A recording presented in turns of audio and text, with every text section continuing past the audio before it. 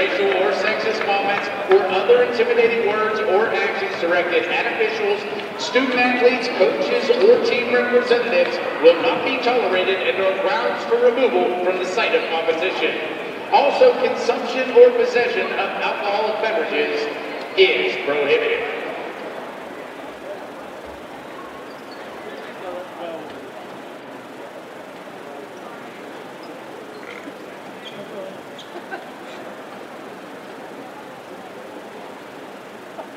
Ladies and gentlemen, at this time, the California men's basketball program would like to take a moment to recognize 4 special members of the team for their dedication and service to the program. First up is senior manager Stephen Heary. Stephen is the son of Chris and Gretchen Heary and is a native of Lehigh, Pennsylvania. He is pursuing an undergraduate degree in sport management and a career in coaching basketball. Ladies and gentlemen, a big round of applause for Stephen Heary.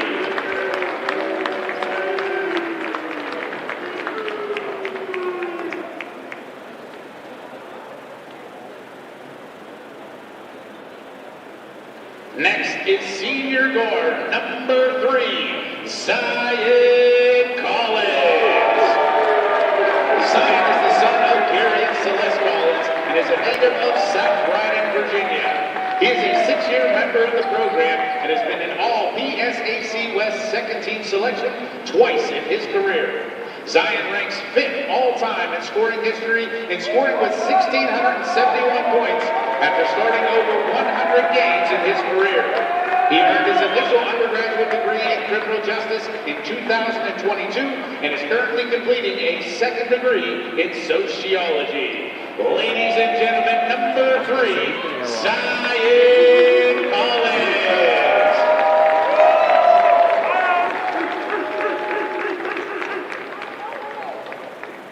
Next is senior guard number 12, Seth Goins.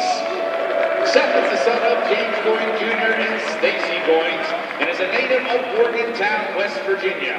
He's a 2-year member of the program after previously playing 1 year in Fairmont State. Seth has appeared in 13 games over the last 2 seasons, as were named to the NABC Honors Court last summer. He's currently pursuing a degree in management with a minor in management information systems. Ladies and gentlemen, number 12, Seth Goins.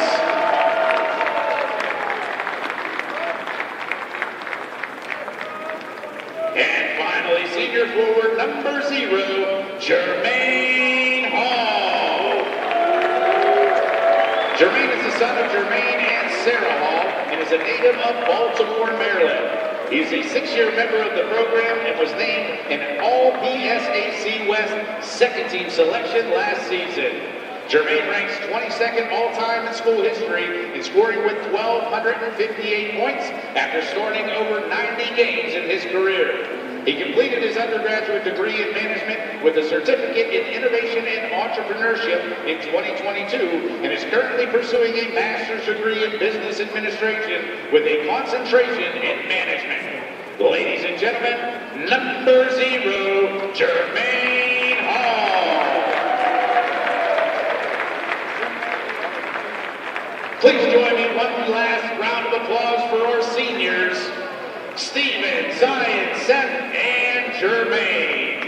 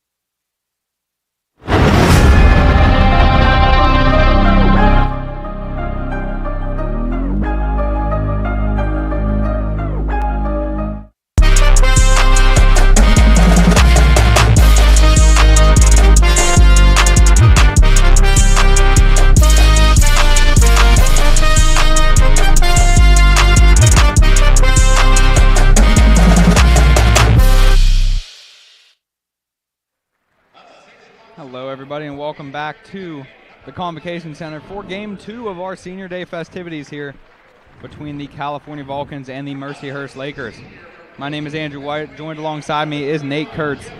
And Nate, just an exciting matchup all around coming up for us. Oh, for sure. I know I was talking with both you and Gary a little bit over this past week about how important this matchup is. And I mean, not really just for playoff seeding, as we know this 2023-24 season is coming to a close here, but also just because it's an important matchup for these seniors that are here tonight. Zion Collins, Seth Goins, and Jermaine Hall Jr., all players that have played in this program for the past few years, meant a lot to the latter half, being on the all-time scoring list. So this is a big game for them, and I'm excited to see it go down.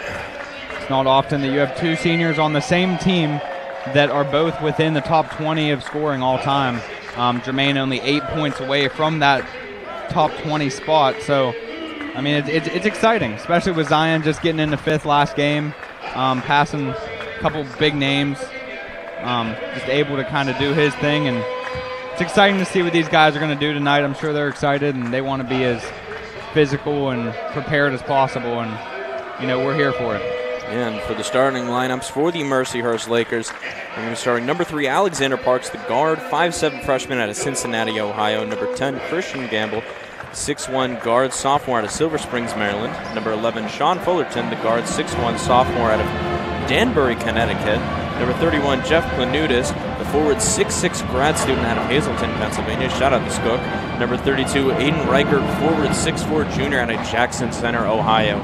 This team is coached by Gary Menchel in his 21st season of action here at the Lakers. Now on the other side for the Vulcans, we got our typical lineup of Donald Whitehead at the 1, number 13, the sophomore from Hermitage, PA. You have KJ McClurg out there, the leading scorer in the PSAC.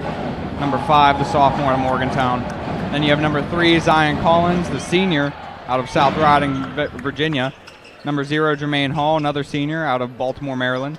And then number 2 to top it off, Bryson Lucas, the sophomore out of Clarksburg, West Virginia. And I mean, nothing really different here for these Vulcans. I think we've really cemented this lineup as is. I know for a large portion of the season we were looking at kind of a weird combination where you'd see DJ Slaughter start and Donald Whitehead sort of come in off the bench and be a very important six-man who gets a lot of minutes. But now we've seen it settle down here, and we've more or less seen Donald Whitehead just cement that starting point guard slot here for these Vulcans. It's really the healthiest this Vulcans team's been all year, the best they've really been playing all year, winners of 9 of their last 10. So it's going to be interesting to see them going into the playoffs. And right there early on, Bryson Lucas able to create some contact and make his way to the line.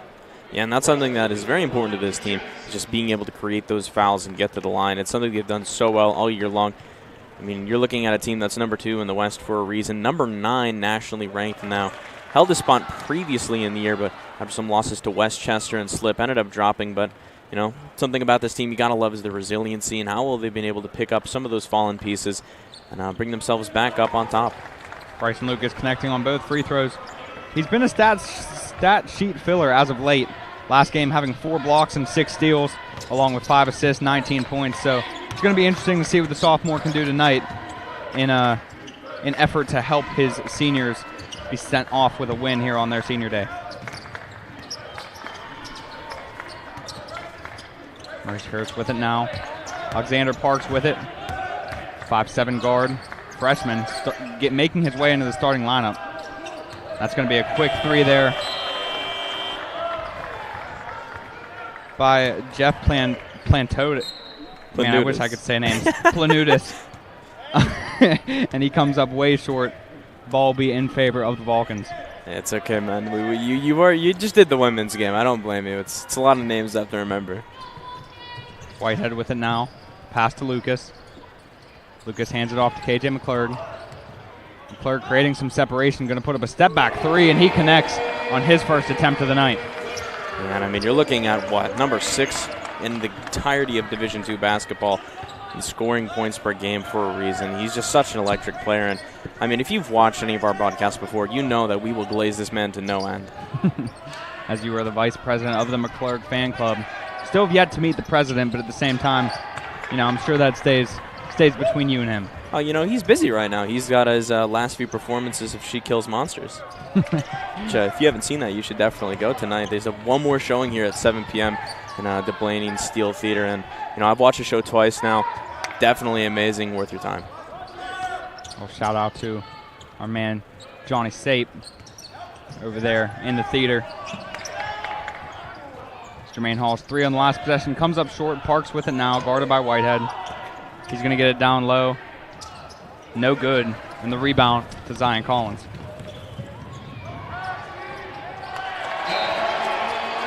Collins finds Donald Whitehead in the transition. And he's able to finish at the rim and give California an early 7-0 lead, as the first 2.5 minutes of this game have not gone in the Lakers' favor. No, and a big part of that has just been the Vulcans' defense. I know looking at this Hearst team, probably the biggest exclamation point is their defense. But, there's not so much you can do against a team that's just so electric inside the paint and out. And you have guys like Bryson Lucas who can weave his way through and kick it out to KJ McClurk, who, shooting 46% on the year from the three-point line. It's hard to stop. McClurk 54% from the floor this year, 46 from 3. And just really being able to do it from everywhere. Also leading the PSAC in free throw attempts and shooting 83% from there. So, we're going to continue to talk about his numbers because they're there for a reason, and this team's record is what it is for a reason as well. Parks with it. He gets it over to Planutis. Planutis off the handoff. Looking around, gets it back to Parks. Parks gets the screen, takes it to the right side. Pass over to Fullerton. Fullerton going to pull up for the deep 2. No good. The rebound by Rickert. Out to Parks, back to Fullerton. He'll take a 3 now off the back rim, no good. And the rebound by Collins. And just none of the shots hitting for the Lakers right now. You've seen, too, that there's been many open three-point opportunities for these Lakers. Shots just not hitting. And that's something very unfortunate on the side of the Laker bench for Coach Mensah. Something you definitely don't want to see this early on in the game, as we're going to see now 4 substitutions line up at the scorer's table. Rickert with it now, guarded by Bryson Lucas. He's going to take it to the lane. Spin move, and once again, Bryson Lucas, just what I was talking about, filling up the stat sheet, sending it home with a block. And it's just the defensive presence that this team last year missed so badly. Having Keith Pallick, being as electric as he was last year was very important, but he just didn't have that defensive edge that Bryson Lucas has. When you look at Keith, he's the model player who has such an intelligence for the game and is just able to trash talk his way out of any situation, along with put his skill into it. But Bryson Lucas just brings such a harsher, more defensive edge to his game. Platunis, the only person staying on the floor for the Lakers, as number 1, Sean Lang, number 2, Desan Desaught, number 4, Jonathan Anderson, and number 23, Luke Triggs, all checked into the game during that last dead ball. Now Triggs makes his way to the line. The 6'7" sophomore from Gainesville, Virginia. First of 2 free throws is good. Triggs an 80% free throw shooter on the year, averaging exactly 8 points per game. So making his mark known, even coming off the bench. Second free throw off the rim twice and no good. Bryson Lucas pulls down the rebound. And something the Vulcans are going to have to definitely take note of is the size they're up against here in this team, as McClurk's going to take an open three-pointer. You could kind of tell as soon as that left his hands, he knew it was a bit long. He kind of held back on it. Is now number 4, Jonathan Anderson, with it up top. He's going to get it to Lang. Lang over to Dissett. They're just moving the ball around the top of the perimeter, trying to create some motion in the offense. And the pump fake there by Plantunis, and travels in the midst of it, so the ball will come back the other way for the Vulcans. And this is going to be another important part of this game is Jeff Planutis, the native of the Skook itself, Hazleton, Pennsylvania. Such a key player to this team, and I know if you've been watching this Mercyhurst Laker team all year long, you've noticed that they've been such a defensive unit, mostly giving the ball to Planutis and relying on his scoring touch.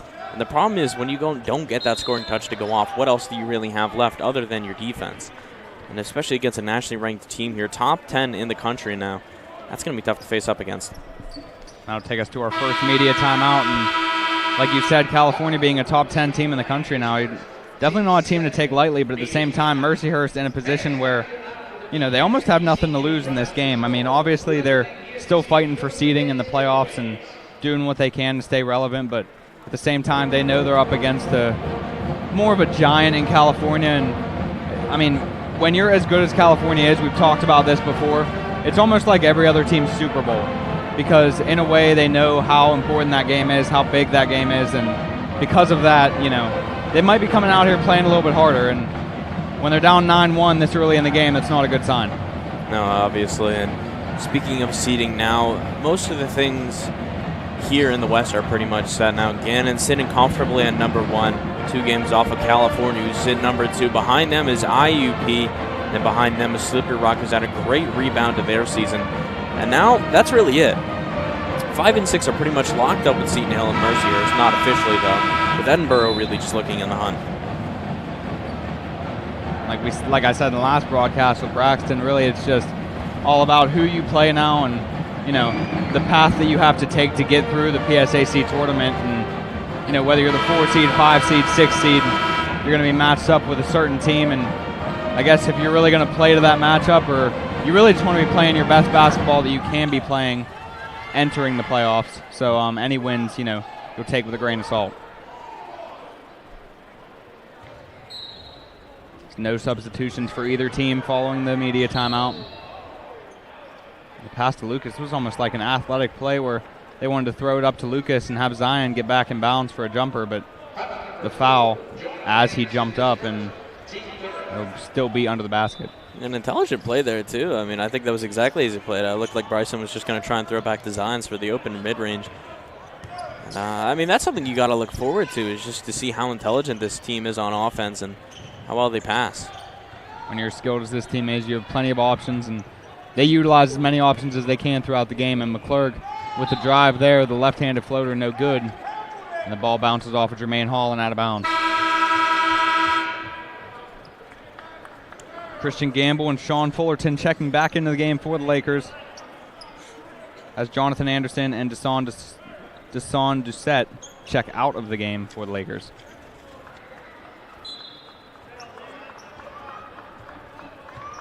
Gamble bringing it up for the Lakers.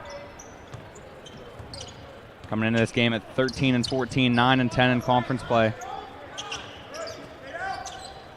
Lanutis gets it inside to Triggs, but Triggs loses it on transition. The pass up to Zion Collins, and he finishes it with ease as he gets all the way up to the rim. And again, this fast break offense just, I mean, what world beaters they are. It's such a hard task to ask any sort of team to just go up against an offense that can just score at will. And I mean, even for one of the best defensive units in all of Division II basketball, you're already seeing that it's a tough task. All of a sudden, California with a 10-point lead and the ball.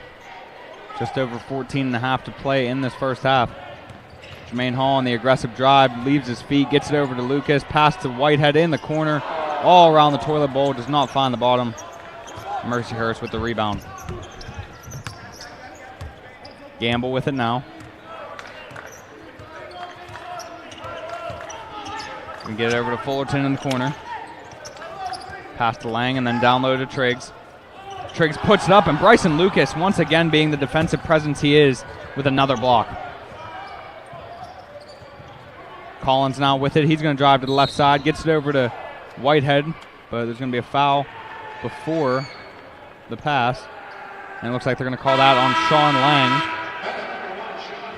Ball will stay on this side under the basket. Mercyhurst already up to 4 fouls in the half. As they're halfway to that bonus mark, Sean Lang checks out of the game for Aiden Retchert. Speaking of, that's just like such a crazy thing. We're not even 5 minutes into the game now. Oh, a technical foul already. That's interesting, as Coach Gary Manchel already picking up a technical foul first 6 minutes in this game. I mean, when you're down 11-1, there's not much to be happy about, but you don't really want to get on the ref's bad side this early.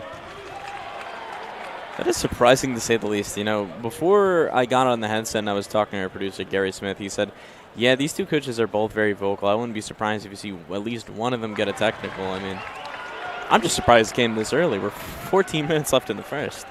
I mean, the Lakers now have a technical before they have a field goal, and that is not something you can very often say, if ever. The pass into Jermaine Hall. He's going to take the mid-range jumper, and he connects. He's already up to 4 points here early on, and a 15-1 lead for the Vulcans. I mean, you got to hope that they can keep their foot on the gas pedal and continue this great run they're on right now. Planutis, the pass over to Triggs. Triggs jumper, no good. Bryson Lucas getting up for the rebound. The pass deep from Donald Whitehead to Collins. Collins going to get it over to KJ, who pump fakes, takes one dribble. The pull-up two is good. And you can see Keith Palak coming off the bench and giving his teammate a warm welcome, as they are off to a 17-1 start here in this game. And I can promise you that this is not what anybody expected, considering Mercyhurst is known so well for their defense. Well, now they've given up 17 points in the first 6.5 minutes of this ball game.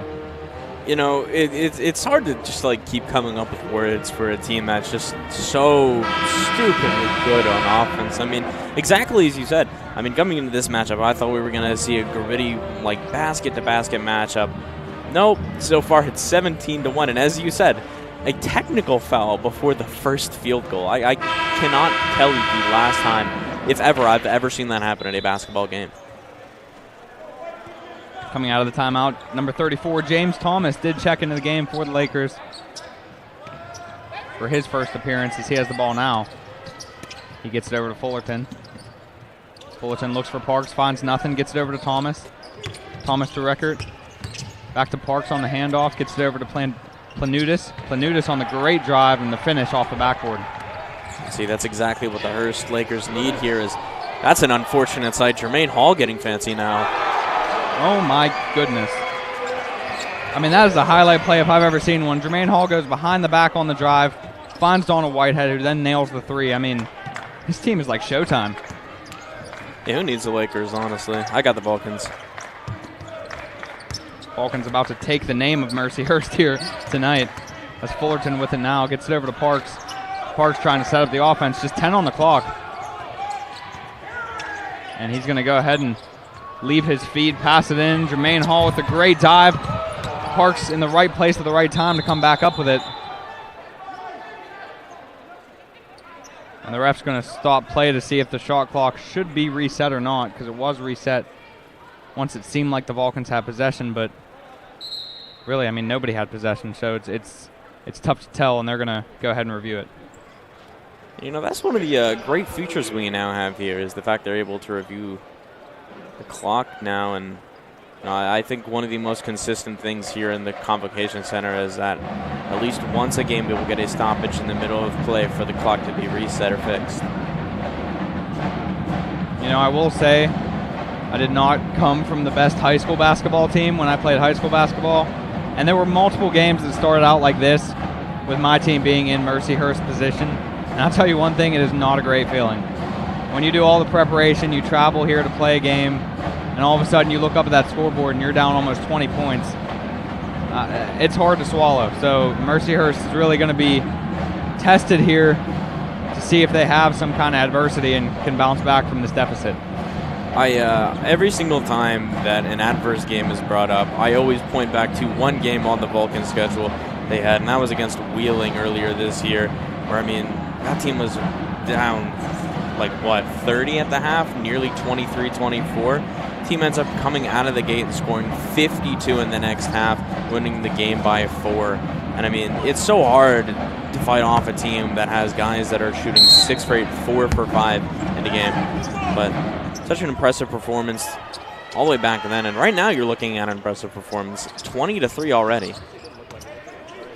Record over to Fullerton. Fullerton to Planutis. Planutis gets it to Anderson. Now Fullerton with it on the drive. He loses the ball. They're going to call a foul, I believe, on KJ McClurg.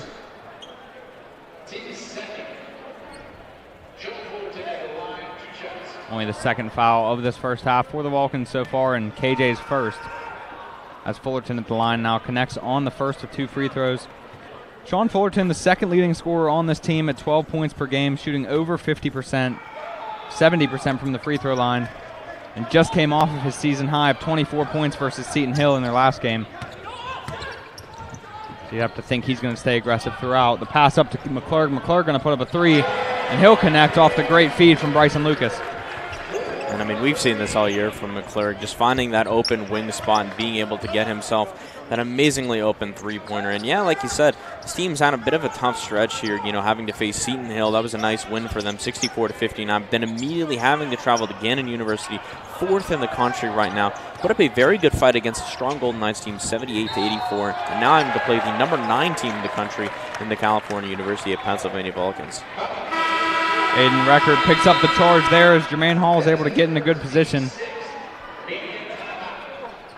And all of a sudden, California with the ball, able to maybe extend this lead to 20 or more on their next offensive possession.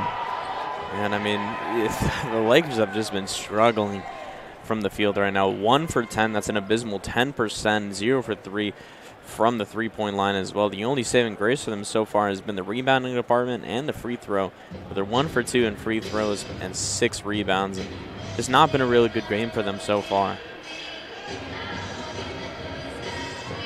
Looking ahead for both these teams, California hosts IUP this upcoming Wednesday, February 28th, here at the Convocation Center for what should be an exciting matchup. And then they finish off their season on Saturday as they travel to Edinburgh a week from today, wrapping up their regular season play. And then Mercyhurst, on the other hand, will travel to Clarion on Wednesday, and then they will have a home game next Saturday against Slippery Rock, which will wrap up their regular season schedule. And I think you kind of left it as an understatement. This matchup that these Vulcans are going to have this Wednesday against IUP, that's going to be a really big one.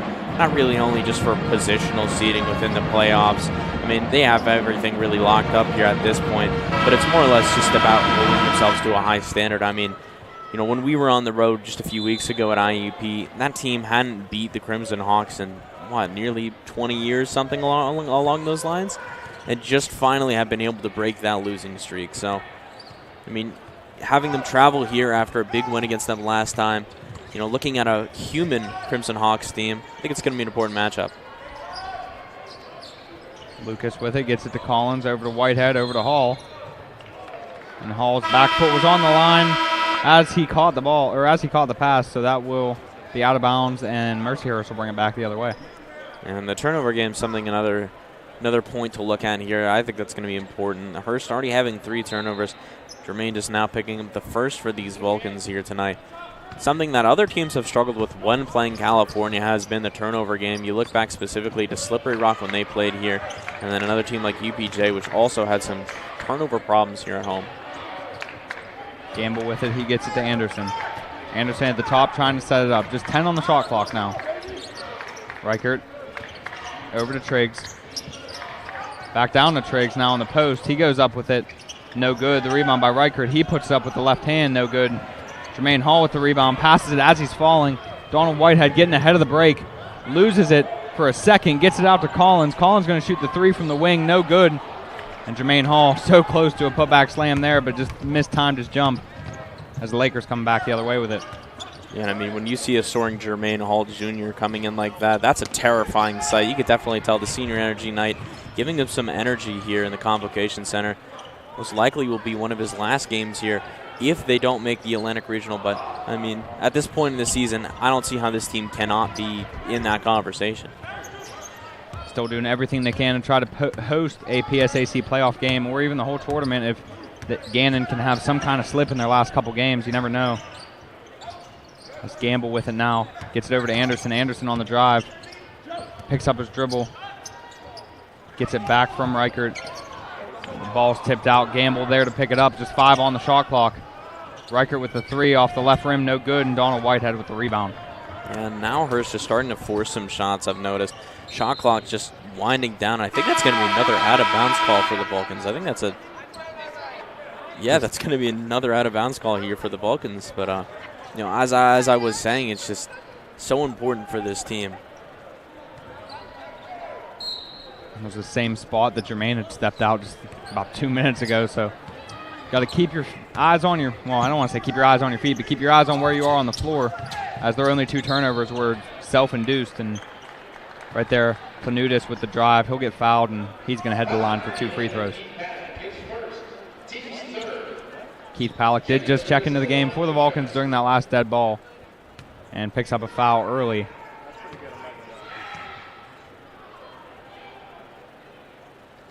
Planutis hits the first of 2. And, you know, we've talked about it before, but having Palick back in the lineup is just such a good option for this team now. I mean, last year you looked at him as the main scoring option. More or less now that kind of has just switched around. Ball being put throughout the entirety of the team. KJ mostly being the highest scorer. Keith Palick's found himself in a nice role off the bench, being a defensive presence and, you know, bringing his IQ into the game. KJ with it now. He's going to pull up for 3 halfway through the shot clock. He'll get fouled by Reichert, and he's going to head to the line for 3. You know, I swear I mentioned this in the last game we did together, but if there was a statistic for most drawn foul three-pointers, I swear KJ leads it by like 30. He's just so good at being able to throw himself around, not only just under the paint, but even on the outside of the rim too. And I mean, when you look at a guy like him who's shot 138 threes coming in and made 60 of them, it's hard not to throw your body at him when you see him sizing up and getting ready to take a shot. So, you know, you can't blame the defenders a lot of the time. It's easier said than done to guard this guy outside the perimeter. He connects on all of them. His lead now 19, and you know, even with a lead like this, it is early enough that, you know, you can't go to sleep yet. You can't feel too comfortable yet, as Mercyhurst is, you know, 6 or 7-0 run away from making this a game again. Parks with it now. He gets it to Planutis. Back over to Parks, and Parks was just cutting outwards. Planutis didn't realize, and the ball sails out of bounds. And as I mentioned, turnover game starting to play its head here, as both teams now just having a few 2 out-of-bounds calls for the Vulcans, leading to their 2 turnovers of the game. And now just another mishandle by the Lakers, and that's kind of just been the story. It's just been missed shots and mishandles. It's leading to a bad overall game here for them so far. Palick with it now in the post. He's going to size up, put it up. His arms kind of get tangled with Planutis, and he's going to head the line after he sent Planutis to the line on the other end a couple possessions ago. It's going to be what, 8 fouls now here for the Lakers so far? Luckily for them, nobody really in foul trouble. It's kind of just been spread out throughout the board, and Palick not able to connect on the first free throw there. Kind of adding on to your point about having a healthy Keith Palick back in the lineup, I mean, when you're looking at somebody that led a team in scoring last year in what was his sophomore year, and now all of a sudden coming off the bench, you have a leading scorer coming off the bench. I mean, that alone tells you how deep this team is and how good they can potentially be. So it's really good to see him healthy again, playing a lot of minutes and doing what he does. It looks like Jermaine Hall is going to get called for a hold as Luke Triggs was trying to go up for the offensive board, and ball will stay on this end. And, you know, just this is a team that has just seen drastic changes over these past 3 years. You look back 2 seasons ago, you got Philip Alston here, one of the best players in Division II basketball, puts this team into national championship contending, ends up losing in the NCAA regionals. And, you know, then the next year this team looks almost completely lost with the Keith Palick leading a ragtag team. And now you look at this team again, national contention status, number 9 in the country. Zion, the pull-up 3 there, no good. Fullerton with the rebound. Mercyhurst coming back the other way. It's down 20 here early on. Planutis with the 3, no good. We'll say he is somebody that can get hot in a moment's notice, as he was able to put up 35 points and 15 rebounds against IUP with Porterfield being down low there. I mean, that's not an easy task whatsoever. And we got some bodies on the ground as Fullerton hit the floor, and him and Palick still unable to get up.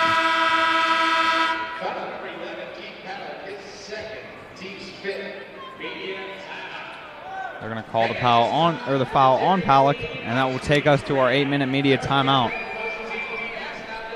With California holding a 20-point lead, 27-7. Back to my point, I mean, Planutis, a guy on this Mercyhurst team that could really turn it around quickly. I know they're down 20 early, but he has a season high of 39 points versus Kutztown back in November. And then all of a sudden, 35 points, 15 rebounds on the 7th of February. So we're talking about 2 weeks ago now. And, I mean, he's the kind of guy that, you know, he might not look like it, but he can come out here and drop 20 points very easily.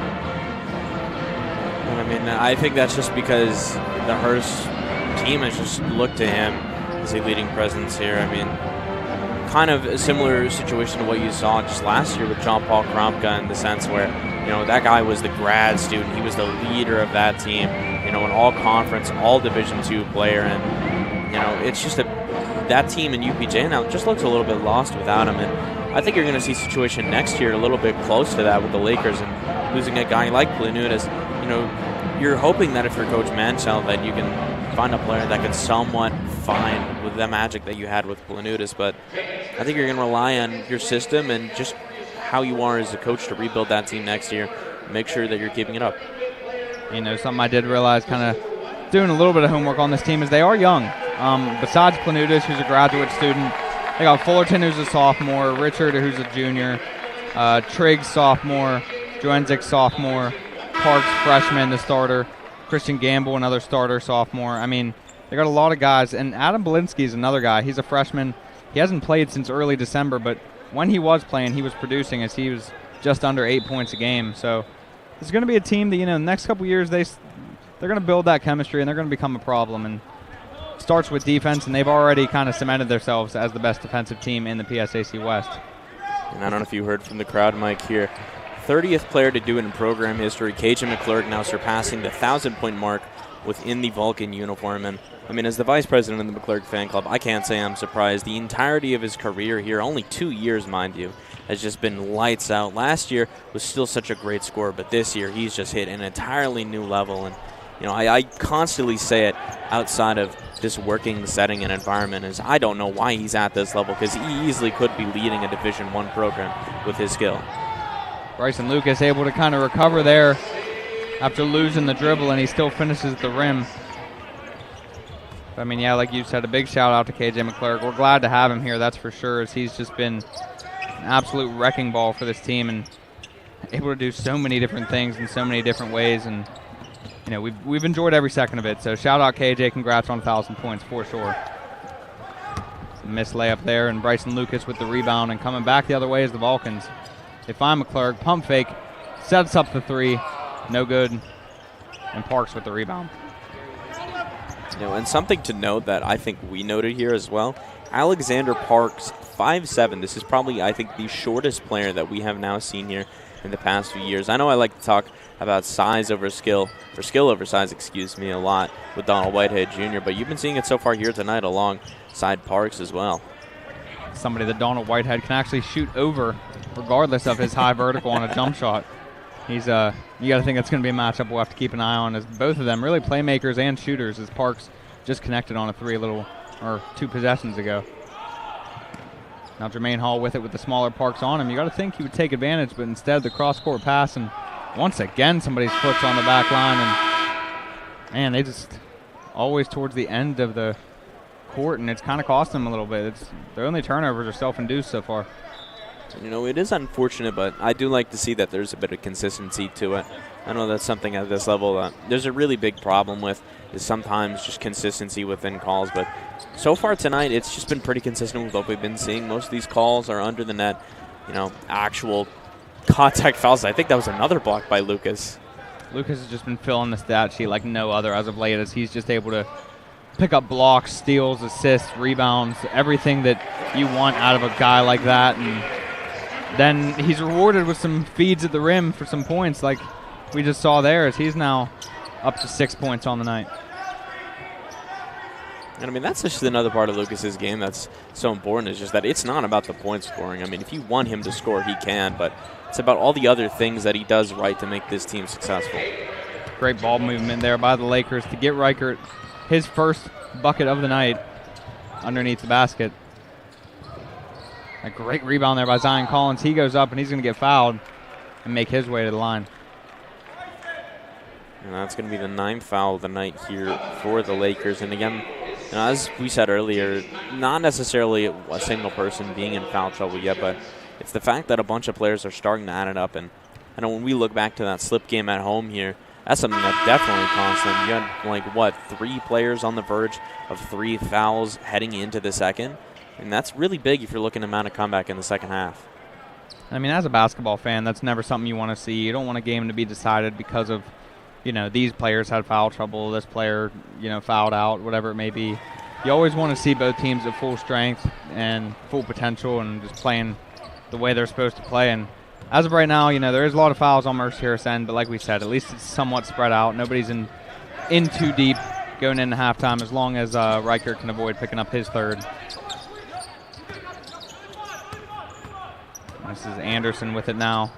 Guarded by Whitehead, gets it to Lang, over to Reichert. Reichert on the drive, puts it up with the left hand, and he's going to finish and the bucket. That was a great take there. Bryson Lucas picks up his first foul of the night. Yeah, and I mean, as you said, that's just a beautiful take. Reichert knows his strength, just tries to back down the man, drives in, puts it back up, and also gets the end one to go along to boot. Free throw is good. He capitalizes, makes it a three-point play, and California with an 18-point lead here early on. 4 minutes to go in this first half. Collins with it. He gets it over to Lucas. Lucas with the smaller defender on him. Passed it around him, gets it over to Whitehead. Whitehead for three, and he's going to connect off the feed from KJ McClurg. Yeah, and I mean, again, another example is this just efficient passing unit. It's so good. I mean, you have guys like Jermaine Hall and Bryson Lucas making cross-court passes. Like, it's absolutely nothing. That just opens up so much in the offensive side of the ball to take those shorter shots from the wing. And I'll tell you one thing, that is a tandem that you do not want to be trapped by. Antoine Arnett, Bryson Lucas, some wide wingspans there. You got nowhere to go if they trap you, and it's exactly what led to the travel there and the turnover for the Lakers. California leading this game 36-15. 3.5 minutes to play in this first half. Leading scorer being KJ McClurg with 11. Donald Whitehead with 10 off a couple nice jump shots from the top of the key in the wing. And, I mean, we've just seen exactly what California does on a daily basis. And I can't say I expected this big of a deficit already, but we'll take it as we have it. No, I mean, yesterday night when after She Kills Monsters, I was talking to our good buddy Johnny, and I was like, yeah, this is going to be a really good matchup. There's no way that, they pull away that hard, at least in the first. If anything, this Vulcan team would maybe pull away near the end of the second. But no, I mean, it's been the absolute opposite here so far. Just utter domination by this Vulcan team on the offensive side of the ball. I mean, they've been doing it all year long, and it's just you'd think by now they probably would have adjusted to it. But no, just the Lakers absolutely getting beaten out by themselves here tonight.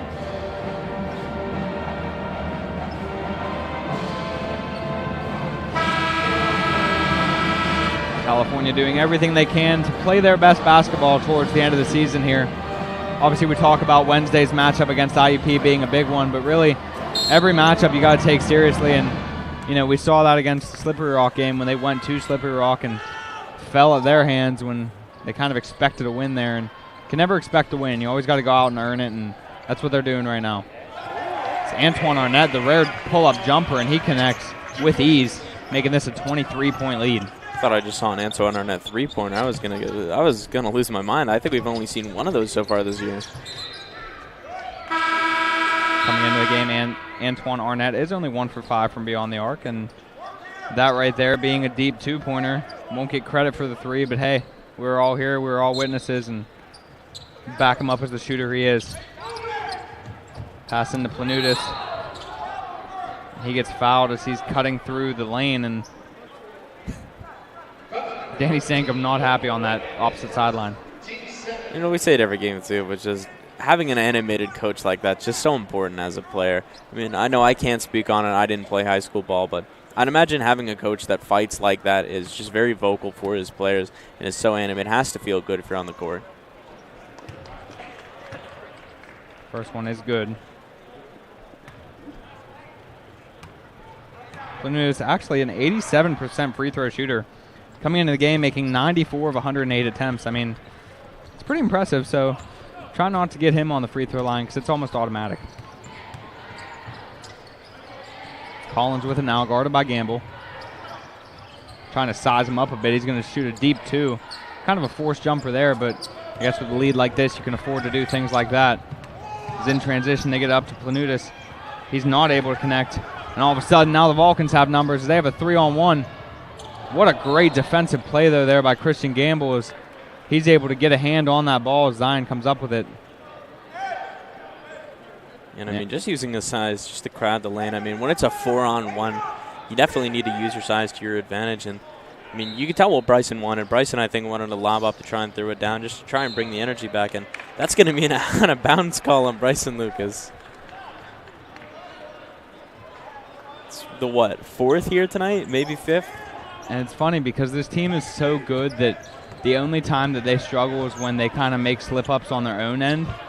And, I mean, that's what we're seeing here tonight. Without those couple turnovers, this lead could be 30. The hook shot there by Reichert, no good, and Bryson Lucas with the rebound. Moving it around the top of the perimeter. Now Collins with it. He's going to drive to the inside, gets it to McClurg, who then drives and creates a little bit of contact, and that's going to send him to the free throw line. I believe that's their 10th foul of this first half. And Donald Whitehead Jr. going over to talk to Coach Sankeman. I mean, it's such a good point guard Donald Whitehead Jr. is. Not only just being such a great microwave scorer, but it's just his vision for the court and his vision for this team. You can tell whenever they get the ball heading up the court, he knows when to slow the pace down and run the set plays, and he knows when to speed it up too and try and take advantage of defensive miscues. So smart and just so analytical in his approach to the game. A couple times I've gotten the chance to speak with Whitehead after the game, and prior to a couple games, he's always been, very humble and very thankful for the teammates he has around him, his coaching staff, and, the system that Coach Sankham's trying to build here. And, I mean, they're all bought in. The players here are all bought into, Danny Sankham's kind of image here. And they do a good job. And Sankham believes in them. He allows them to do whatever they want on the court. When you see all these playmaking or these plays that are kind of highlight plays pop up in the highlight reel, it's because this team is so athletic and so gifted that Danny Sankham kind of just lets them do their own thing and reminds them to stay as disciplined on defense as they can. Yeah, and it's a credit to Coach Sankham and just to how he is as a person. I mean, when you describe Whitehead as humble, I think also of Cajun McClurg, also very humble and quiet to his roots. Reminds me of Jermaine Hall Jr., even though he can be electric. Whenever you talk to the guy outside of the court, one of the nicest, most humble men you'll ever speak to. And, again, Coach Sankham, just such a quiet and humble man, knows exactly what he's built here with this program, but still doesn't try and show off. You know that there's still more they could always do and more wins they could pick up. And, I think this is a very special team, and I know this is the team that's definitely looking forward to the Atlantic Regionals and looking for a title. Gamble with it in the corner now. Goes to get it to Panutis, and Arnett gets a hand on it, but stays on this end. Gamble pump fakes, puts up a three. No good, and the ball, I believe, hit the top of the backboard, so then therefore it's out of bounds, and the Vulcans will bring it back the other way. And I think now for the Lakers, locking into the final 2 minutes here, you just need to get a few defensive stops, and importantly, I think you just need a few points up on the board now just to see if you can keep this a game. And I mean, that's one guy you don't want taking shots if that's the case. Cajun McClurg, who already tonight having 12 points, cementing himself as a 1,000-point scorer in this Vulcan uniform. Don't want him taking those type of shots. It's going to be a foul on the Vulcans, which will put a Laker on the line. I'm not sure. Jonathan Anderson making his way to the line for a one-on-one. Anderson, the freshman from Newcastle, PA. Gotten his fair share of minutes so far in this game, and like I said, this is a young team. They like getting their freshmen and their sophomores as much playing time as they can, and it's kind of been the backbone of this team as a whole. Jermaine Hall checks back into the game for Antoine Arnett. Senior coming back in after getting was probably a much-needed break as he played the majority of this first half.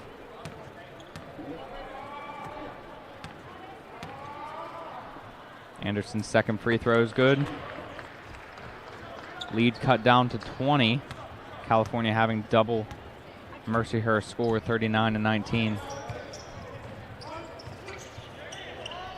A great find there by Jermaine Hall to Bryson Lucas, but just a little bit of a mishandle and a good defensive play there by Jonathan Anderson to kind of get the ball out of bounds. Whitehead with it underneath, gets it to Collins. Collins on the drive, drives to the right side and gets absolutely tormented on his way. He's going to head to the line once again to shoot 2 free throws. But, I mean, something I think we've learned about this team is what does he do immediately afterwards? Just walks back, goes to the line. It's something I love about this team is that they take these fouls. They know what they're doing. They know just get the line, score the points, and then get back on defense. And, again, I think that's just part of what Coach Senkov teaches them is just to be quiet and humble on the court because they know that they have such a good system. They know that this team could blow up at any time and go for 40 points on any given quarter. Collins connects on the second, and they talked pregame about how he jumped all the way up to 5th on the all-time scoring list with 1,671 career points. And, I mean, you're seeing why. He's able to score from all assets of the floor, all levels, and he does a good job of that. Take there by Triggs. He's going to get fouled. And now he'll head to the line for 2 as we're kind of having a foul off here towards the end of the first half, allowing these teams to get some points on the board without the clock moving. I know we've been talking about the West playoffs this entire time, but I think it is nice to mention what's going on in the East here as well. East Stroudsburg, that is, leading that by a very slim margin above Millersville, which, speaking of their game currently, just the start of the second, Millersville leading by 11 here. That's an important game for seeding. Don't want to see the Marauders of Millersville take that first seed away. Lock Haven following them up at 3rd with Westchester at 4th, Shepherd at 5th, and then a 6th slot that is going to be decided here between Mansfield and Shippensburg in these upcoming games. Definitely a tighter race towards the bottom of the PSAC East than the West. Like we said earlier, the West kind of all but set. Now it's just kind of a question as to what team will be in what seed. But we know the 6 pretty much that will be in the playoffs now. As Planutis once again getting fouled, and just the stopping of the clock back and forth between these teams. And a surprise here for me, IUP down near the middle of the second half to the Rock, 55-36 right now. That's a bit of a surprise, and again, that may shake things up a little bit. Going into playoff seeding here is Jomo Goings with 15 on the night for them. We always knew that Slippery Rock team was dangerous. I mean, they were able to knock off this California team at home, and honestly, they put up a pretty good fight even without 2 of their starters in the game here because of foul trouble. So, you know, can't say I'm too surprised, but to be up by 20 in that game is definitely impressive feat for them. IUP slipping up a little bit. Yeah, and again, it's just so important. I don't think that's really going to shake up seeding too much here, but if you think about it, IUP loses this game against Slip, loses this upcoming game against California. That's 2 games down. You see Slip win 2 more games.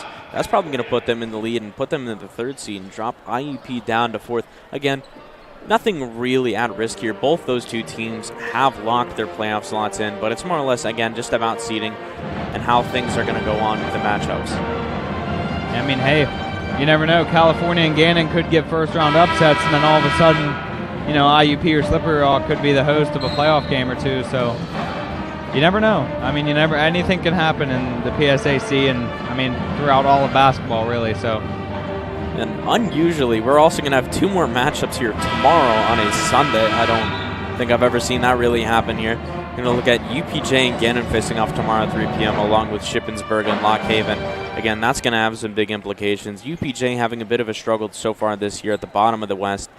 You know, I think really looking at that, that's a good matchup for Gannon just to be able to get them a nice win heading in to the end of the season. But Ship and Lock Haven, that one's going to be a bit more tough as, you know, those are 2 teams that are fighting for the playoffs right now. Lock Haven has their slot secured, but Ship, I mean, realistically right now they're down and out of the 6th seed, so that's an important matchup for them to get in.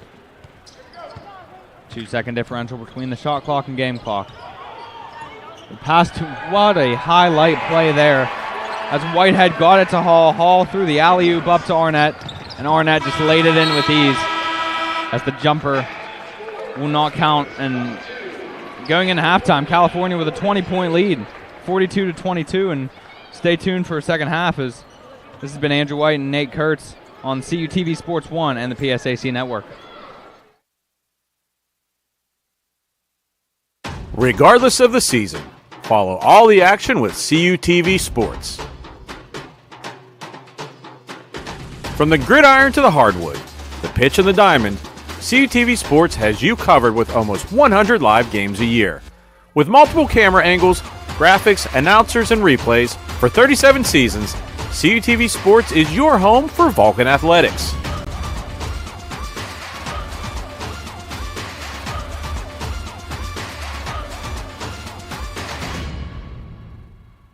Get out of the huddle and into the action with CUTV Sports.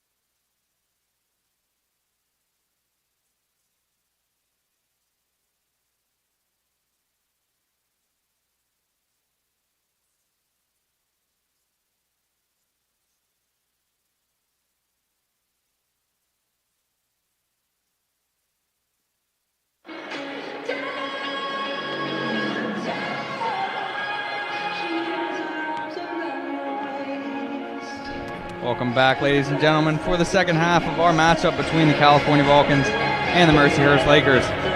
Andrew White alongside Nate Kurtz, and Nate, I mean, a little bit of a one-sided first half there, but you never know, still a lot of game to be played. I mean, yeah, there is a lot of the game still to be played. I think one of the biggest contributing factors as to why the score is just so large has just been that foul and turnover disadvantage for the Lakers so far. 7 turnovers in the afternoon here for the Lakers compared to the Vulcans 6. One difference, but a lot of those turnovers on the Lakers side have led to fast break scoring, and a lot of those California ones have just been out of bounds plays.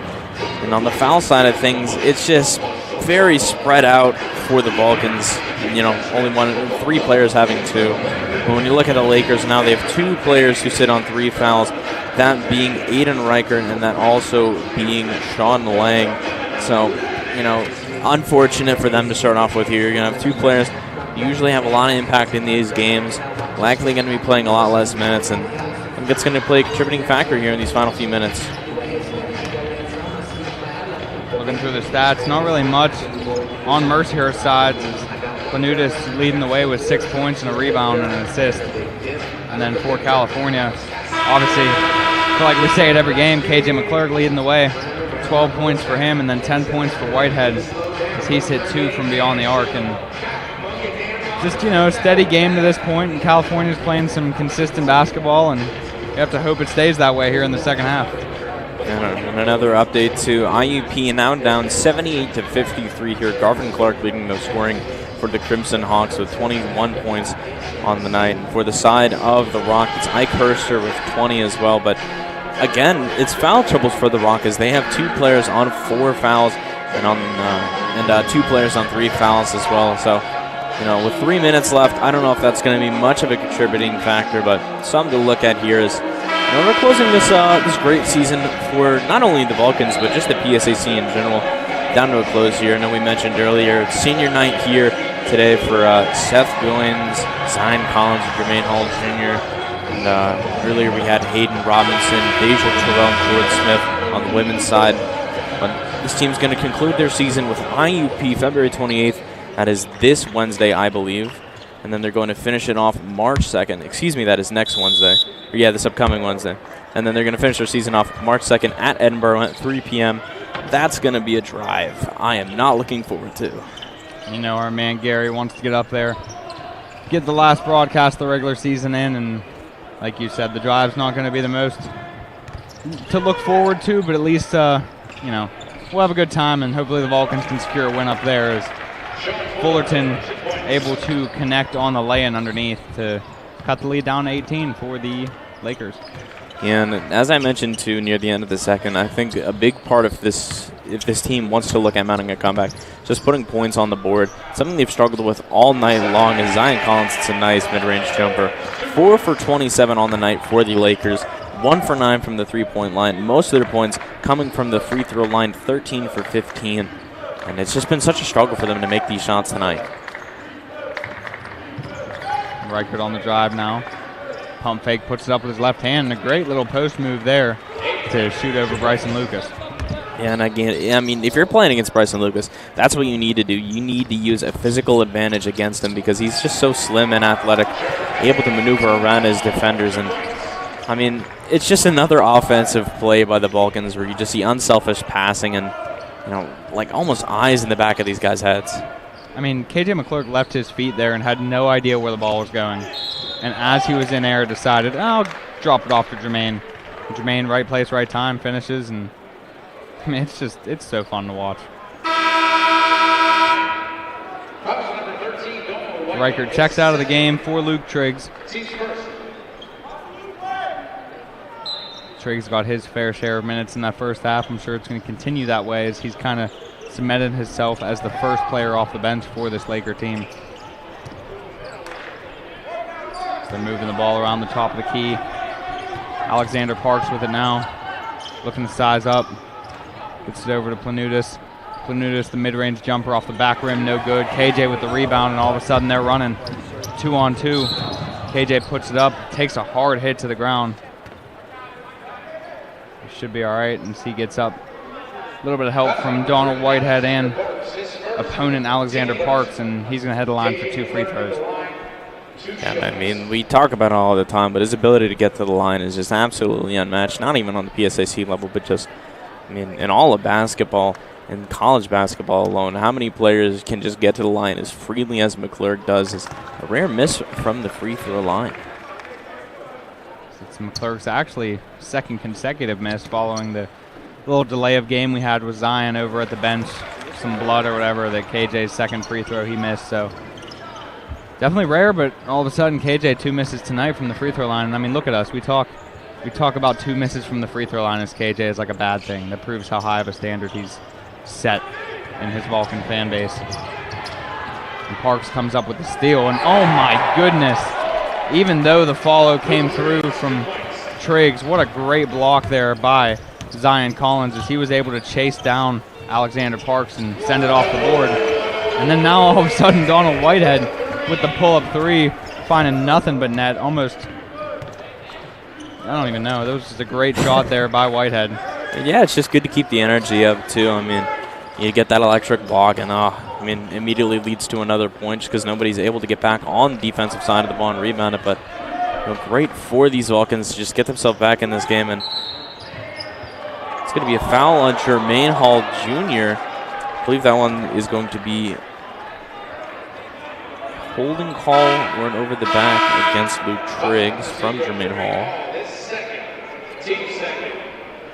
Yeah, I mean, Jermaine Hall just trying to do the best he can to box out Triggs there, and I guess they kind of thought that he had a hook on him or something because foul call came in as he grabbed the rebound, and he was definitely not expecting that. But it's going to stay here, Mercyhurst underneath the basket. And KJ McClurg coming out of nowhere like a defensive back, and oh my goodness.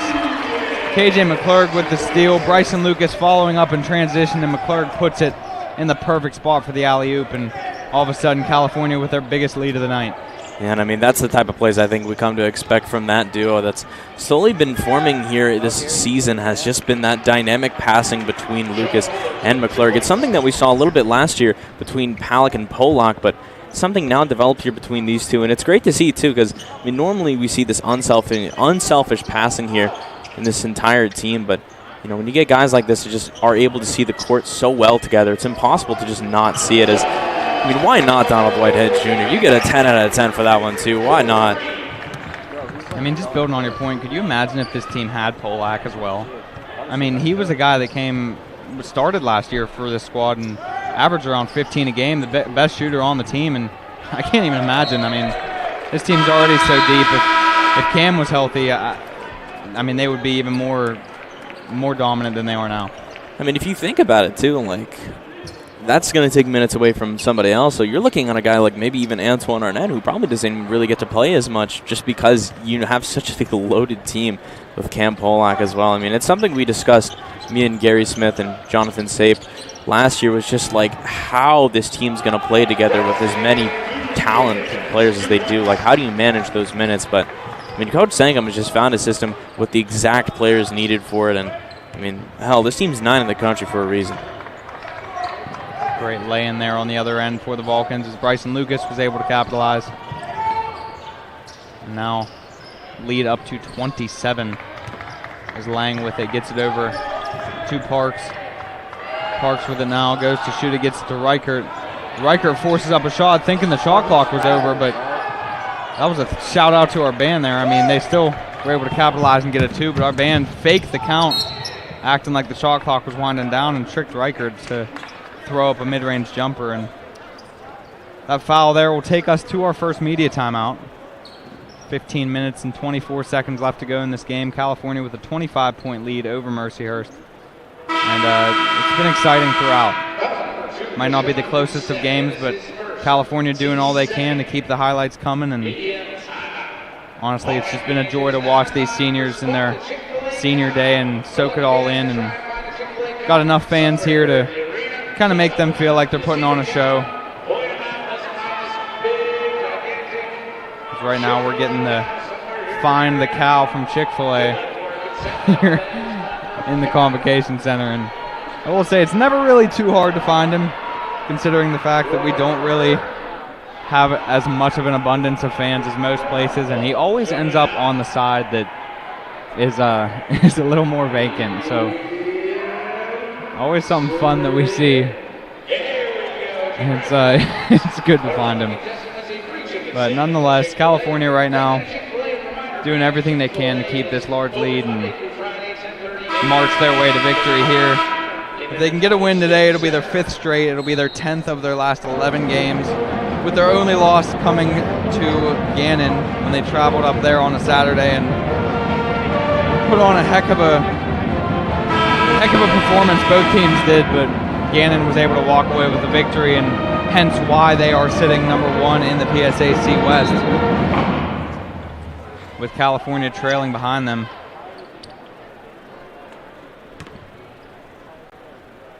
Jermaine Hall at the free throw line. First one no good. Jermaine is a 64% free throw shooter on the year, averaging just under 13 points and 6 rebounds a game, along with 3 assists. I mean, does everything he can for this Vulcans team. Not able to connect on either free throw there, though. It's Mercyhurst now with it.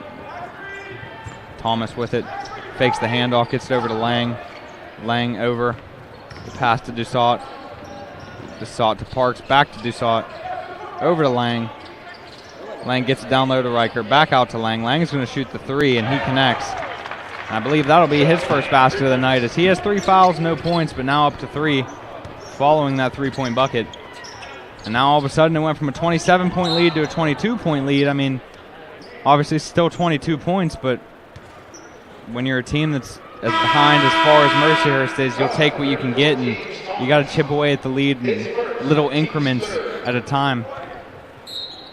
You know, a 7-0 run, an 8-0 run, a 10-0 run, anything like that can really bring them back into this game. So for California, you got to keep your foot on the pedal and do whatever you can to add on to this lead. And that right there is an answer, as Jermaine Hall able to connect from 3. Been kind of quiet from the 3-point range in the last couple games. I think he was one of his last like 13 or 14 attempts, and right there able to connect, maybe a confidence builder that he needs to really get going here tonight. KJ McClurg with a great on-ball defense on Lang as he's able to come up with a steal. He goes all the way the length of the court, lays it in with the left hand, maneuvering around traffic, and gets this California lead back up to that 27 number just like that. And if you're Mercyhurst, that's not what you wanted. Able to cut down the lead to 22, but then all of a sudden back up to 27 off a 3 and a transition 2-pointer. I mean, they need to take advantage of these runs as they come if they want any chance to get back into this game. Reichert with the handoff to Planutis, and Planutis goes to pass it, and off the legs of Jermaine Hall to go out of bounds and stay on this end.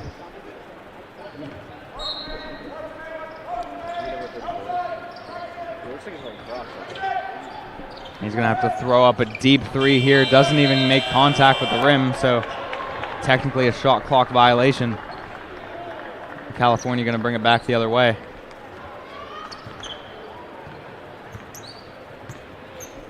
Whitehead with it now. He's up to 16 points on the night. Already breaking his scoring average of 10.5 points, and he's been contributing from beyond the arc for the most part.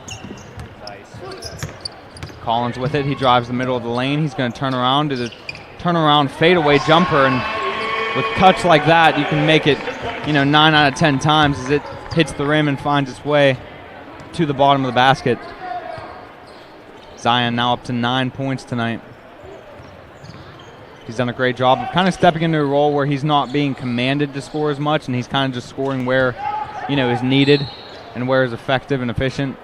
And he's done a great job of doing that. I mean, we saw in the game against Seton Hill that, he went in halftime with, I believe it was like 2 points and 1 for 6 or something from the floor, and then came out in the second half and nailed 5 threes in that second half and ended the game with like 19 points and a very energetic dunk to go along with it that kind of propelled the team to victory. And, when he's able to do things like that and he's able to play his own game without worrying about having to score so many points, it's eye-opening, and it's a tribute to his character as well on and off the court. He's able to do what this team needs him to do. Talking to members of this team, everybody on the team has said that you know, they're all in for each other. They play for each other. They don't worry about individual accolades or, you know, performances. If they're off one night, they know that they can do whatever they can to help somebody else. And that's what they do best. Is KJ McClurg, the pump fake there, gets his defender to leave his feet and hits a mid-range jumper. And this team's just continuing to pour onto their lead and do what they can. So Reichert with it now. Gets it over to Planutis. Up to Gamble. Gamble hands it off to Planutis. Gets it to Lang. Lang working the high post. He's going to shoot a mid-range jumper off the back rim and no good. Reichert with the rebound. Now Fullerton with it, gets it out to Gamble. Gamble going to try his luck from three, and he's going to connect. That's his first points of the night there on the three-point bucket. Whitehead with it now, gets it over to McClurg. McClurg on the drive, finds Zion Collins underneath. Collins gets it out to Lucas. Lucas, a rare three off the back rim and no good, and the rebound by Reichert. What a great defensive play there by Whitehead to get behind Reichert and come up with the steal. Bryson Lucas loses the ball in transition, however, Gamble coming up with it, and Mercyhurst regains possession following the turnover. 26-point lead here for the Vulcans, 11.5 minutes to play in this contest here on this Saturday afternoon. Bit of a snowy Saturday here in PA, and Fullerton there with a missed shot from mid-range that didn't even connect with the rim, and now Whitehead in transition comes back the other way, gets fouled from Gamble, and that will take us to our 12-minute media timeout. And we're going to go ahead and head to commercial break here, as we'll be right back as California with a 26-point lead, 66-40. And this has been the CUTV Sports 1 and the PSAC Network. Come on out to the Convocation Center and support men's and women's basketball for the 2023-2024 season. The Vulcans are looking to put the PSAC on notice this year after both teams are picked towards the top of the preseason conference rankings. There will be 13 men's games and 16 women's games at home. Follow calvulcans.com for any update. All games will be live on CUTV Sports 1 and the PSAC Network. Come out. Our team's going to be very exciting. We have a lot of good players. I think we play the game the right way, very up-tempo. I think we're going to be able to score some points. I think our defense is going to be great. Our guys have great energy. Come to our games. I think once you get here, you'll really like what you see. I think it's exciting. These players put in a ton of time, a ton of effort to put out a good product on the floor. And like I said, I think it's super exciting, and you'll really want to come back.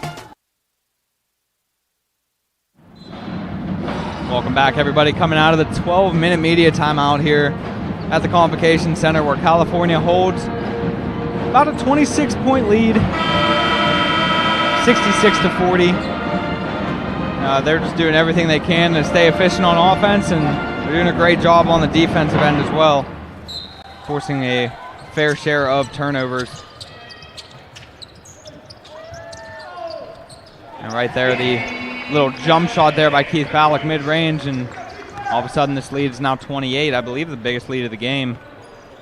And, I mean, there's just not much to say besides California just continuing to stay effective on offense and doing the best they can to build a foundation from their defense. Reichert, mid-range jumper, no good. He's going to get his own rebound, though, after it was tipped out. And Gamble with it now at the top with a somewhat fresh shot clock, 14 seconds left to go. Fullerton with it now, gets it over to Lang. Lang down low to Reichert. Reichert had a wide open layup, passed up on it, and instead pump faked. He did get fouled, though, however.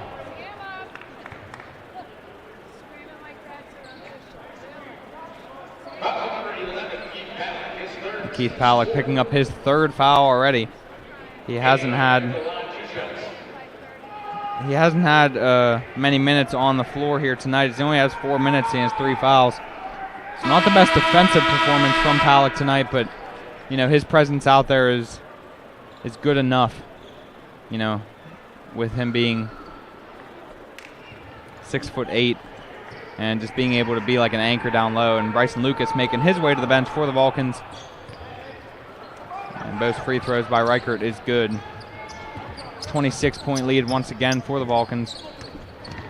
Reichert up to 9 points on the night. He has 3 fouls as well. Collins with it now. He thinks about the mid-range jumper. doesn't commit to it. Gets it to McClurg, who gets it to Palick, gets it to Slaughter, gets it to Arnett. Arnett finishes at the rim with the athletic ability. And that's just exactly what we talk about on a daily basis. All 5 Vulcans touching the ball there in order to really just open up the lane and allow for the most efficient look possible. And Arnett finishes at the rim. Gamble with it now. He gets it over to Triggs, and Triggs for 3, no good. And KJ McClurg went up for a rebound and came down on his ankle, which is never something you want to see. We talked about this last time, especially when McClurg got hurt in their last home game slightly, but ended up managing to drop his career high in points. But you got to think right now with the 28-point lead, less than 10 minutes to go, I think KJ should probably just sit for the remainder of this game. I mean, if it was his senior day, I could understand it. But as impressive as it is, this dude's only a sophomore. And with the playoffs right around the corner, you only got 2 games left in the regular season before PSAC tournament. Just get him the rest he needs. Make sure he's, get some ice on that. I'm not sure if he'll put ice on it right away, but get it wrapped up, get some ice on it, get on the road to recovery. Jermaine Hall gets it to Zion Collins. Collins a wide open 3, no good. And the rebound by Lang, and Mercyhurst coming back the other way. Fullerton, a little bit of space, doesn't do anything with it, gets it back out to Gamble. Gamble going to set it up, get over to the left wing. He gets a screen from Thomas. Passed it over, and now Fullerton with it on the wing, covered by Jermaine Hall. Gets it back to Gamble. Gamble puts the ball on the floor, drive in the middle of the lane, gets it to Triggs. Triggs going to look to put it up, but he's going to travel as he kind of moves his feet a little bit too much. And the Vulcans once again forcing yet again another turnover. We welcome back Nate Kurtz to the broadcast. And Nate, you got some good pictures over there?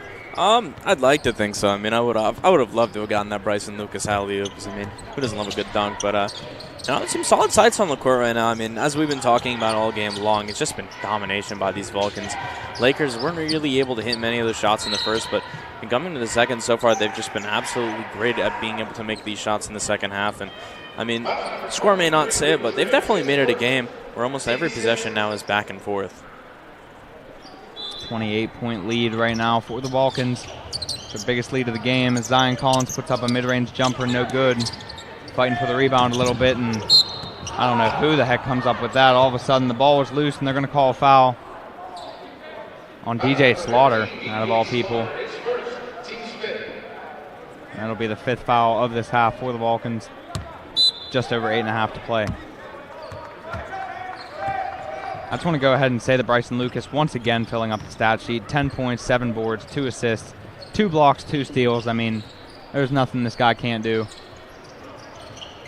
Yeah, he only has 1-0 on the stat sheet tonight, and that is from 3-point line, which still, I mean, that's just a testament to just how good he is. And I mean, not just how good he is at one thing. When you think of Cam Pollock, you think he's a 3-shooter of this team. You think of Donald Whitehead Jr., you also think 3-point, but also just a great playmaker. I mean, he's just so good on every aspect of the court. I mean, it just makes a team like this so much even more versatile. And one of the benefits of having all these young guys on a team that is already so good, we look at Donald Whitehead, sophomore, KJ McClurg, sophomore, Bryson Lucas, sophomore, Antoine Arnett, freshman. I mean, you look at all these guys, they're learning how to win, in the grand scheme of things. They know what it takes to be a good basketball team, and now they're going to take that into their next 2 years with this program following this season. So, maybe their minutes or maybe their numbers aren't as high as they would like them to be, but they have so much time to improve and build on that. And, I think California Vulcans are in good hands with Danny Sankum in the next couple years. Exactly. And, I mean, that's probably one of the hardest things as a college coach to do, is to just teach guys how to win and teach them how to handle adversity and how to handle tough losses. And I mean, I don't know if necessarily you could say that some of these guys have endured tough losses yet on the court, but I mean, they've definitely learned what good winning looks like. And I mean, how if this team doesn't win a national championship this year, I think next year it's almost as much of a guarantee as it is now. It will be tough, as next year they will lose Zion Collins and Jermaine Hall. Like we said, 2 seniors that are both going to end up in top 20 in scoring all time for California. And, there's not often that you can say that, but regardless, they got a lot of guys taking their place next year. Obviously, we said Cam Pollack coming back. And it's going to be an exciting year. I think you don't want to look ahead past this year, obviously, because I think this will be their best chance to attain that national championship. But it is exciting to look ahead to the future for this Vulcans organization. I mean, that's something that's always so worrying about a college team is, you usually at the minimum have like 4 years to work with these guys. And if you're lucky, maybe you got a guy who comes back for his grad year, and that's a fifth. But, I mean, it's just so tough to be able to work with, even such a talented roster for only a limited amount of time. Because you think about it, this is such a talented roster, but it's a one and done. You didn't get to see a guy like Zion Collins last year, and Bryson Lucas wasn't there, so it's not like you had those same pieces. I mean, next year, Coach Sangham's going to be working with almost an entirely new team. Jermaine Hall in the fast break. I'm sure he wanted to slam that with every fiber of his being, but he does finish for 2 off the great steal there. He's up to 11 points on the night, finally in double figures. Gamble with it now. Gets it to Thomas. Thomas looking around. He finds Triggs. Triggs over to Lang. Lang to Fullerton. Back to Lang. Lang's going to drive baseline and look for somebody. Finds Fullerton for a 3 from the wing. No good, but Thomas with the rebound. Looking to put it back up, and he does, as James Thomas gets on the board for his second bucket of the night. Yeah, just using the body against Pollack. I mean, that's something that if you're playing this Vulcan team is so important. It's just being able to use your body and use your strength. Because really there's only 1 or 2 guys on this entire roster that can contend physically, that being the Antoine Arnett and Jermaine Hall Jr. of this team. So, I mean, when you're able to use your strength and use your own natural size against the guys like Lucas and like Pollack III, it makes the life of these Vulcans so much harder on the offensive and defensive side of the ball. Sean Lang picks up his 4th foul and makes his way to the bench. That will put California in the bonus, and Keith Pollack will shoot a 1-and-1. Connects on the first, and I don't think there's any point in me doing the math to tell you guys this lead anymore, but California doing everything they can to build upon it. I did the quick math. It would be 27 because if Cal had 76, that'd be 30. See, this is the American education Inside the system. brain of Nate Kurtz, ladies and gentlemen. Oh, there's no brain. Oh, there is no brain, man. You know what's up there right now? It's a guinea pig running in a wheel, and even then, that's a compliment. The power's starting to go out. The lights are flickering. It's a mess. It's a whole lot. You got spider webs and whatnot. That's how we operate here at California. Cleaning lady hasn't been up there in a long time, pal. Can't afford to pay her anymore. Yeah, I got nothing left in the wallet. The 3-pointer there by Alexander Parks, no good. Rebound by Arnett, and Vulcans coming back the other way, and Jermaine Hall for 3. No good as it goes off the backboard, and Triggs with the rebound.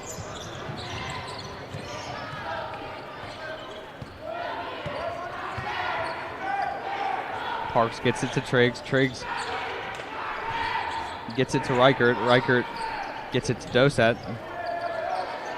They're just moving the ball around the top as Doset going to take a 3, and he hits. And they're going to blow the whistle, fix the net. Yeah, I mean, the 3-point line has just been the live or die by the Lakers here tonight.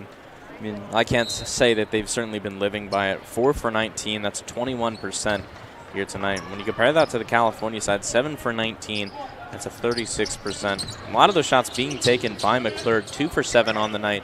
Went out with that injury, or apparent injury, so you have to keep your eye on that. Don't want to see a player like that going down injured. But as we enter into the final 5.5 minutes here, I think something you definitely want to look forward to is, with this sizable lead, I think Coach Sangham's going to look towards a guy like his senior Seth Goins and get him on the court because, it's so special to have those guys on your team. And it's unfortunate when they're not able to see the minutes on the floor, especially for something like senior night when your parents, your family are all here. So I think that's something you're going to look forward here into the next few minutes. Honestly, that completely slipped my mind. I'm kind of surprised he hasn't made his way to the court yet. With this lead, you got to feel comfortable that you're walking out of here with a W.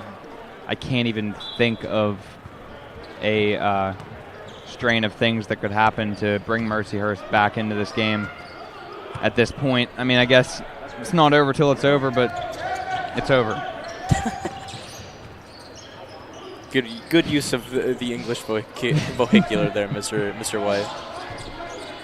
Alexander Parks with the pass over, and that ball is going to roll out of bounds as Jonathan Anderson is not able to come up with it, and Balkans with the ball once again.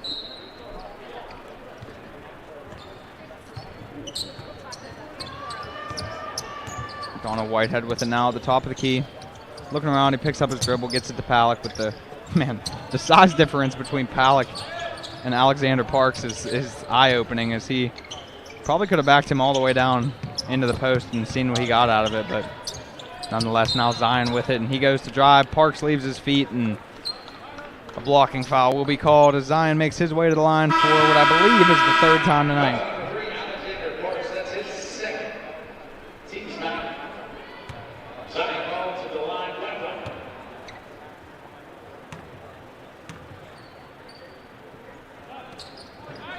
Free throw no good, hits the backboard and the rim at the same time, comes down, and Mercyhurst coming back up the floor with it now. Doset gets it to Triggs, back to Doset, looks to square up, doesn't take anything from it. Finds Anderson, over to Reichert, over to Thomas, back to Anderson. They're just moving the ball around the top right now. Doset on the drive from the wing, created some space, didn't take it. Triggs going to take the three, and he's going to make the three. You know, you have to commend this Laker team, too. I mean, they're still playing to win. You can see it in just the way they're taking their shots and the way they're moving the ball. Definitely no quit in this team. I mean, that's something you definitely love to see here, especially entering this last half of the season. You love to see when your players at this level just still fighting for that win, even when they know that it does look pretty grim for them. Zion Collins able to draw once again another foul, and that will take us to our last media timeout, and we're going to go ahead and send it to commercial. Stay tuned for the last 4 minutes of this game here on the PSAC Network and CUTV Sports 1. Are you a Penn West California student looking to get involved in media? You have two great choices, and for both, all majors are welcome. CUTV is the home for Vulcan sports. Be a part of 80-plus live games both home and on the road. We're looking for announcers, camera operators, graphic operators, and much more. There are also opportunities to develop your own shows. Go to our YouTube page, CUTV Sports 1, and see all of the content. WCAL Radio gives you the opportunity to play your music and develop your own show. Be heard locally over the air in a 40-mile radius and worldwide online. That's 91.9 FM, Power 92. SAI Media of CUTV and WCAL. Get out, join up, be seen, and be heard.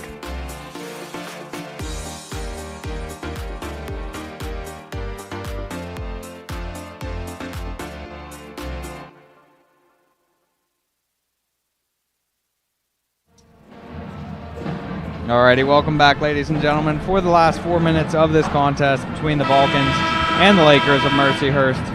And not the closest of games, but it's been an entertaining one to say the least. So Zion Collins at the line for what will now be 2 free throws, as that was the 10th foul on the Lakers of this half. Collins a 68% free throw shooter on the year. Connects on the second, misses the first, though, and extends their lead to 24. You know, yeah, certainly not a close matchup here in the dying minutes of the second, but I mean, definitely still a matchup that, you know, had me engaged most of the time. I know that's something that I look forward to most in a basketball game. It's something that just keeps me engaged and doesn't necessarily have me losing sleep. But, you know, it's nice to have a game that this close, and I think I'm starting to see Caden Hanna move up the bench, so I believe you're going to see him come in here in the next few seconds or few minutes. So we're entering the final few minutes of the game. Three-pointer there by Palak, and he's going to connect on his first shot from behind the arc tonight. And I mean, that's something I love to see too, is just Keith Palak getting those threes back up again. That was such a huge part of his game that me and Johnny loved talking about last year, was just how talented he was from the arch, and it's nice to see him making those types of shots again. And the foul there will go against Antoine Arnett, and that will put Jonathan Anderson on the line for the Lakers. Caden Hanna is checking into the game along with DJ Slaughter for the 2 seniors. Zion Collins and Jermaine Hall going to be able to get a standing ovation walking out of here. And that's exactly what you want to see, especially with the lead. And I mean, these two players have meant so much to this program these past few years. Coach Sankum has been here, and you know, coming from Wheeling, think of how many talented players that he had produced back there. I mean, heck, he even had a guy go to the NBA and Haywood Highsmith, but I mean, now he's had so many talented players with him in his run through here in California. Those two definitely a part of that long list. It was including like the likes of Brent Pegram, the likes of Phil Austin. You know, it's definitely sad to see the career end this way, but hey, it's not over yet. Still got the PSAC playoffs coming up. Still have 2 more matchups here on the Vulcan schedule, so we still have a lot more forward here for these two seniors.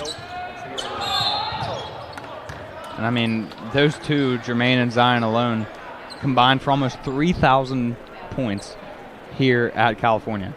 So I mean, that alone goes ahead and points you in the right direction as to why they've been so crucial and important to this team. And it's impressive to see for sure, and I'm excited to see where they can go when it comes to playoff time.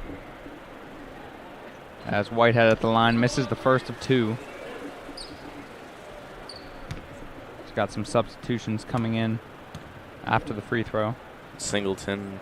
It's going to be Jalen Goins coming in here. I'm surprised. I thought you would see Seth Goins come onto the court, the other senior here tonight, along with Collins and Hall, but he's still on the bench. But hey, as I have said for like the past 3 games here, always good to see a Goins. I mean, this has just been such a good matchup here for the Vulcans tonight. They got everything out of this game I think they wanted. Surprisingly, one of the few matchups I've seen Coach Sankum take a seat and, you know, not look like he wants to kill somebody in its entirety. So it's been a good overall game here for these Vulcans, and it's been a good way to end this end of season stretch.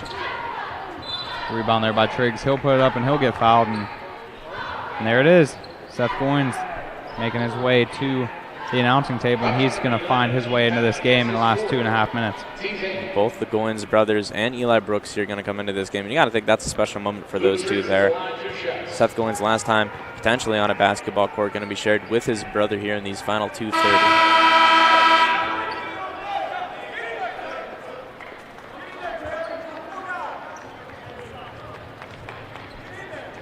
You know, as we mentioned, it's so important for these young players to get in on the winning, and I think that's also so important for guys like Jalen Goins and guys like Eli Brooks. These two here, Goins being a sophomore, Brooks being a freshman, getting important minutes here against a good Lakers team, against players that were playing almost the majority of the game too. So, I mean, getting these guys on the court, letting them play against these talented guys early on, it's going to start building up some early skills for them.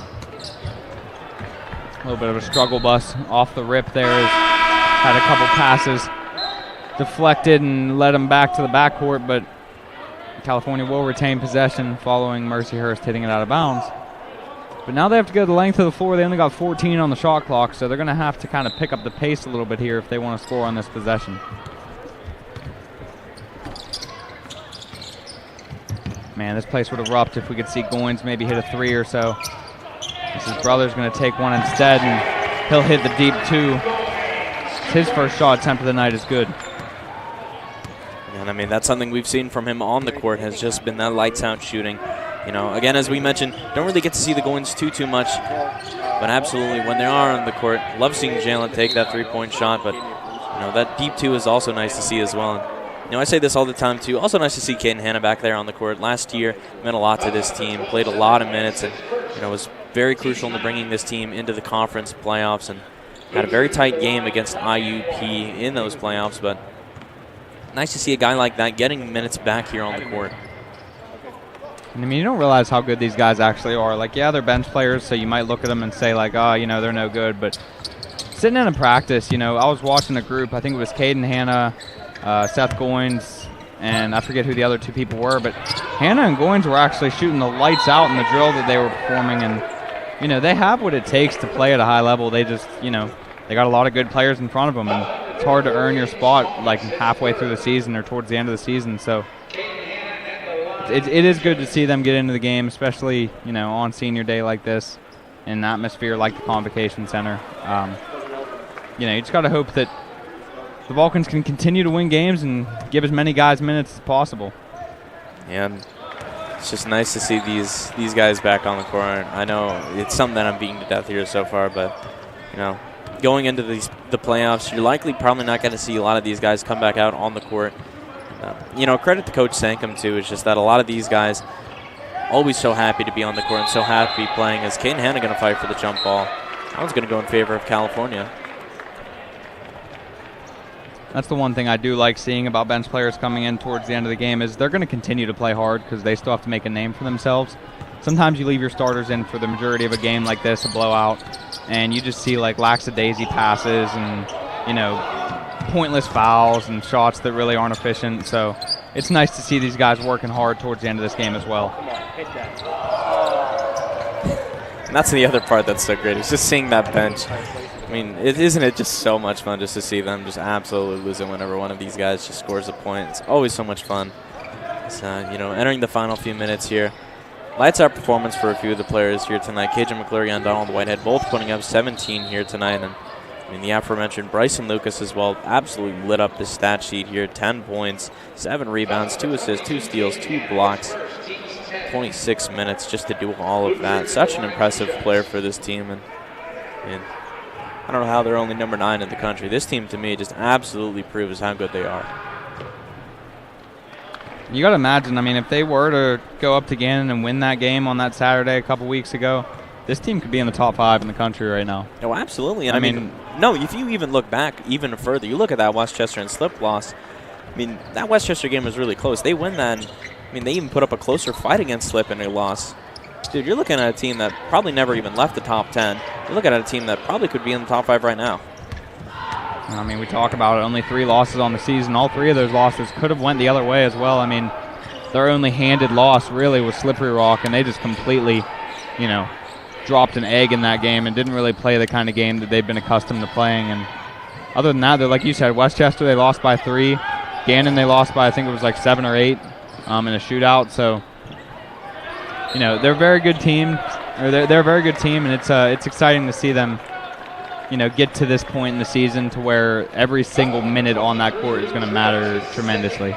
Andrew, this was a really good game, but, if I weren't here the entire time and say I wanted to read, something, on paper or something online even specifically about this game, is there anywhere I could find something like that? If you really wanted to find something about it, or if you missed Wednesday's game when they played Pitt Johnstown, just go ahead and log on to Cal Times and, find the article. You'll read all about it. You'll know everything you need to know and save yourself some time, too, rather than rewatching the whole game. But, if you ever want to rewatch a whole game, as long as we're broadcasting it, feel free to go to CUTV Sports on YouTube, and you can find any of our broadcasts on there.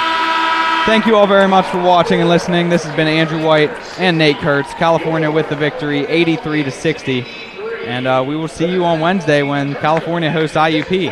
Thank you very much. When they play host to IUP. Tip-off is at 7:30 p.m. Have a great night. Safe trip home. We'll see you on Wednesday.